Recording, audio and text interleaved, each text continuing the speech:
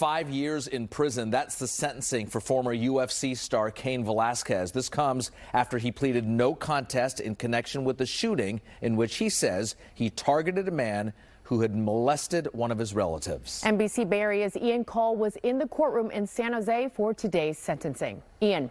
Cain Velasquez was calm and didn't show much emotion as he was sentenced this afternoon. No cameras were allowed inside of the jam-packed courtroom full of supporters for both the UFC star and his victims. Those victims, along with Cain's wife and daughter, spoke before the judge handed down the sentence. 5 years. That's the sentence for former UFC champion Cain Velasquez after the fighter pleaded no contest to attempted murder and other charges. His lawyer asked the judge to release him on probation, but now expects Velasquez will ultimately serve 1 year in prison after getting credit for time served in jail and in home confinement. I believe that in some ways justice was served today, despite feeling disappointed that he is back in custody. In February 2022, Velasquez chased and shot at a vehicle carrying Harry Goulart along with Goulart's mother and stepfather. Velasquez believes Goulart molested one of the fighter's young family members. Ultimately, Goulart's stepfather was hit by the gunfire.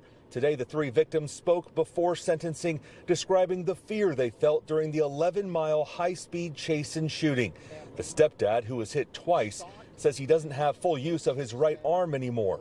The Santa Clara County DA had recommended Velasquez be sentenced to 30 years to life, saying he tried to kill all three people in the other vehicle. They also argued that portraying Velasquez as some sort of vigilante hero is troubling and not accurate. Goulart's mother also spoke after the sentence. The sentence is extremely disappointing.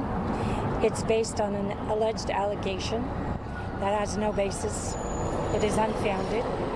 We are looking for the opportunity in Harry's case to prove that. The defense said Velasquez admits what he did was wrong, but argued his family was destroyed by the alleged molester and has said he was concerned that man was going to return to the daycare in San Martin where Cain claims that sexual assault happened.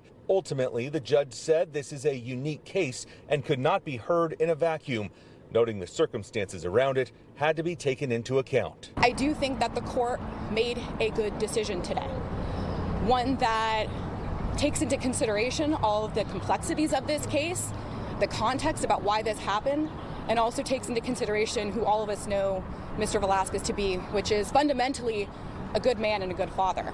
In San Jose, Cull, NBC Bay Area News.